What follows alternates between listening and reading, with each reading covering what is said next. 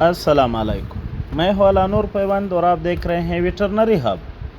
दोस्तों, हम आज बात करेंगे जानवरों में पैरालिसिस के बारे में या जानवरों में लकवा के बारे में कि जानवरों में पैरालिसिस या लकवा क्यों होता है, अगर हो जाए तो इसका इलाज क्या है, जिस बारे में बात करेंगे। शायद आज की वीडियो कुछ लंबी हो जाए, आपने वीडियो पूरा देखनी है। लेकिन बात शुरू करने से पहले मेरे आप लोगों से गुजारिश है, अगर आपने हमारे चैनल को सब्सक्राइब नहीं किया है तो बराए मेहरबानी हमारे चैनल को सब्सक्राइब करें और बेल के आइकन को भी दबाएं ताकि तमाम नई आने वाली वीडियो की नोटिफिकेशन आपको बर वक्त मिलता रहे। दोस्तों, पैरालिसिस हमारे जानवरों में जो उसका नर्वस सिस्टम है, नर्वस सिस्टम की वजह से होता है। जिस गाय या भैंस में पैरालिसिस हो जाए तो उस जानवर के आगे वाले पैरों में होगा या पिछले वाले पैरों में होगा। अगर आगे वाले पैरों में है तो उसे रेडियल पैरालिसिस कहते हैं। अगर पिछले वाले पैरों में हो जाए तो इसे पैरालिसिस ऑफ हिंड लैम्ब कहते हैं। और अगर गर्दन में हो जाए तो इसे नेक पैरालिसिस कहते हैं। तो बात करते हैं कि पैरालिसिस या लकवा होता क्यों है। तो अगर जानवर में आपका जानवर फिसल जाए या गिर जाए, किसी भी वजह से फिसल जाए या गिर जाए, या जानवर को डंडे वगैरह से रीढ़ की हड्डी पर चोट लगे या रीढ़ की हड्डी पर उसको मारा जाए, तो इसकी वजह से जानवर को पैरालिसिस हो जाता है।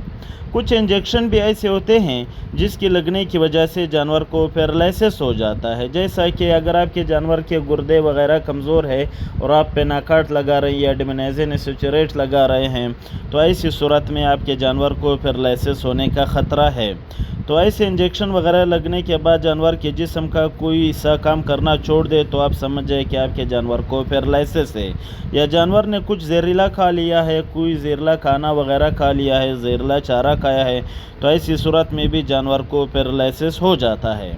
कभी कभी मिल्क फेवर या डोनर काउ सिंड्रोम की वजह से जानवर लंबे अरसे तक बैठा रहता है, वो करवट नहीं बदलता है, उठता नहीं है, लोग उसे उठाने की कोशिश नहीं करते हैं। तो ऐसे जानवरों में भी बैठे बैठे पैरालिसिस हो जाता है। जो पैरालिसिस के अलामात है, अगर हम अलामात की बात करें तो जानवर जब बैठा होगा वो उठ नहीं सकेगा, गोबर और पेशाब बैठे बैठे करता है, टांगों में हरकत नहीं होता है। अगर आप टांग पर, जिस टांग में पैरालिसिस होगा, आप उस पर निडल चुभाएंगे या कोई और नुकीली चीज़ लगाएंगे तो वो टांग को हरकत नहीं दे पाता है।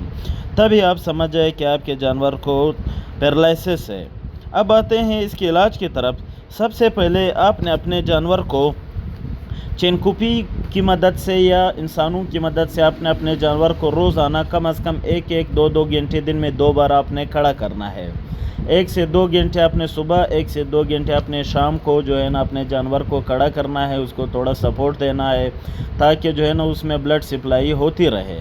साथ में अपने जानवरों की टांगों को मालिश करना है ताकि थोड़ा बहुत उसमें खून की रवानी हो।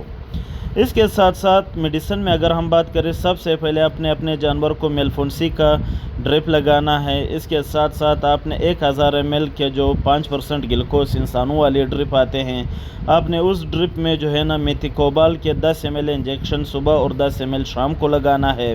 इसी ड्रिप में आपने फोस्पान इंजेक्शन के 50 ml डालने हैं। इसके साथ साथ आपने अपने जानवर को मल्टीविटामिन के इंजेक्शन लगाने हैं और मल्टीविटामिन खिलाना है। एक और पाउडर आता है सोडियम फास्फोस्फेट, आपने वो पाउडर अपने जानवर को खिलाना है और साथ में अपने जानवर को थोड़ा बहुत मिनरल्स देने हैं। तो इंशाल्लाह आपका जानवर रिकवर हो जाएगा। अगर इस बारे में आपका कोई सवाल है, आप मुझे व्हाट्सएप पर पूछ सकते हैं, कमेंट सेक्शन में पूछ सकते हैं, या आप मुझे डायरेक्ट कॉल कर सकते हैं। उम्मीद है आज की ये वीडियो आपको पसंद आई होगी। नई वीडियो तक दुआओं में याद रखें। अल्लाह हाफ़िज़।